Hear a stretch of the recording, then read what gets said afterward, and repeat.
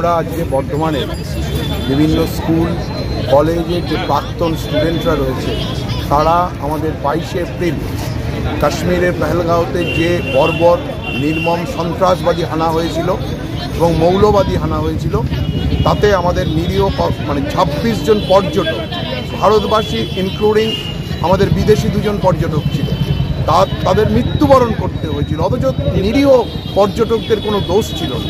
আসলে এইগুলো একটা সন্ত্রাসবাদী মৌলবাদী চক্রান্ত কাশ্মীরের সুস্থিতি নষ্ট করার জন্য, এবং আমরা বারবার এর বিরুদ্ধে প্রতিবাদ জানিয়েছি। এর আগেও আমরা পুলওয়ামায় যে আমাদের যে সৈনিকদের হত্যা করা হয়েছিল সেখানেও আমরা প্রতিবাদ করেছিলাম, কিন্তু সন্ত্রাসবাদীদের যে সন্ত্রাস সেটা কিন্তু কমছে না।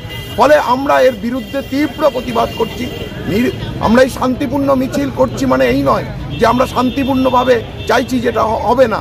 আমরা চাইছি ভারতবর্ষ এর বিরুদ্ধে সশস্ত্র হানানি এবং তাদের সমূলে নষ্ট করুক এবং রক্তের বদলা যাতে রক্ততে নেওয়া যায় সেই ব্যবস্থা করুক। আমি জানি যে ভারতবর্ষের সরকারের সে ক্ষমতা আছে, কিন্তু ভারতবর্ষের মানুষ অত্যন্ত সহনশীল। তারা সমস্ত কিছু বিচার করে সমস্ত কিছু দেখে তবে পাল্টা হানা দেবে। তাই আমরা চাইছি যাতে এর তীব্র একটা প্রতিবাদ হয়, সেই প্রতিবাদের জন্যই আমরা আজকে এই মিছিল করি। কোথা থেকে শান্তি মিছিল করেছিলেন? আমাদের আপনারা জানেন যে ওই বিরাটার যে ঘড়ির মোড় আর কি, সেইখান থেকে শুরু হয়েছিল মিছিল, এবং এই কার্জন গেটে এসে আমরা মোমবাতি জ্বালিয়ে 26 জন যে মারা গেছে নিরীহ পর্যটক তাদের আত্মার প্রতি শান্তি কামনা করে আমরা এই মোমবাতি মিছিল। আমরা এসছি ইউনিটির পক্ষ থেকে। ইউনিটি মানে হচ্ছে বর্ধমান শহরে যে সমস্ত স্কুলগুলো রয়েছে সেই স্কুলগুলো যারা প্রাক্তন ছাত্রছাত্রী তাদের একটা ইউনিট, এটা সেই ইউনিটি থেকে আমরা এসেছি।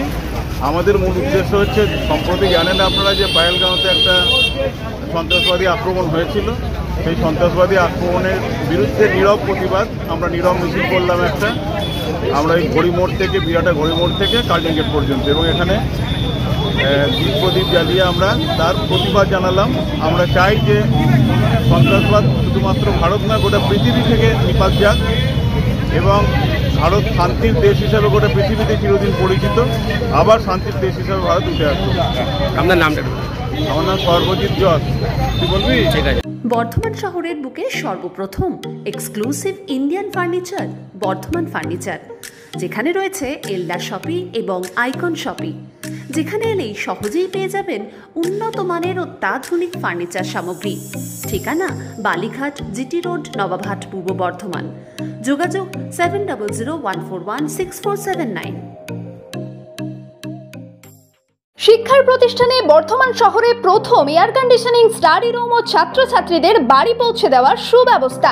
শিবাশ্রম ইনস্টিটিউট, যেটি একটি লার্নিং ইনস্টিটিউট, যেখানে কেজি থেকে 12 পর্যন্ত আইসিএসসি, সিবিএসসি এবং ওয়েস্ট বেঙ্গল বোর্ডের সকল ছাত্রছাত্রীদের আর্টস ও বায়োলজি গ্রুপ পড়ানো হয়। এছাড়াও স্পোকিং ইংলিশ অনলাইন ও অফলাইনে পড়ানো হয়।